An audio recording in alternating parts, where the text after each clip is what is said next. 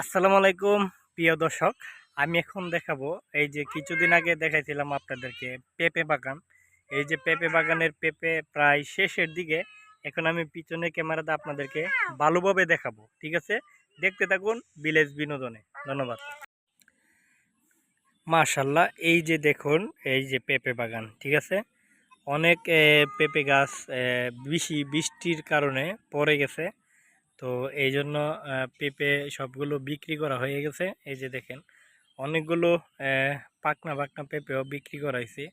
একটি পেঁপের দাম প্রায় 100 থেকে 150 টাকা বিক্রি করা গেছে, 50 টাকা, মানে যত বেচা যায় আর কি, এরকম। এই যে দেখেন একটি গাছে কতগুলো পেঁপে ধরছে, আপনারা দেখেন কমপক্ষে হলেও 50টা উপরে হবে।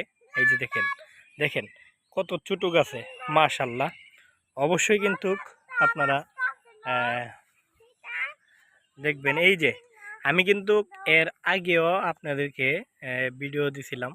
এই যে দেখেন পেঁপে গাছ সবগুলো নরম হয়ে গাছের নিচে পানি এক জায়গায় লেগেছিল, এই জন্য নষ্ট হয়ে গেছে।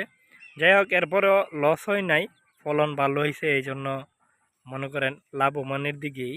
এই যে দেখেন পেঁপে বাগান একবারে শেষ হয়ে গেছে। এই যে দেখেন, দেখছেন? আপনাদেরকে আমি দেখাই, একটু কাছে নিয়ে দেখাই। দেখেন দেখেন পেঁপে গাছের মধ্যে পাতা নাই, শুধু ফল। দেখেন পাতা নাই, শুধু ফল।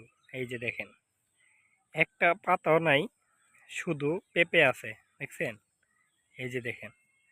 যাই হোক দর্শক, সবসময় ভিলেজ বিনোদনের সাথেই থাকবেন।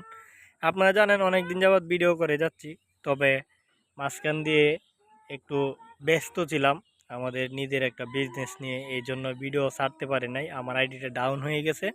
আপনারা সবাই আগের মতো সাপোর্ট করতে থাকবেন, ইনশাল্লাহ আমার আবার আগের জায়গায় ফিরে যেতে পারবো। ধন্যবাদ।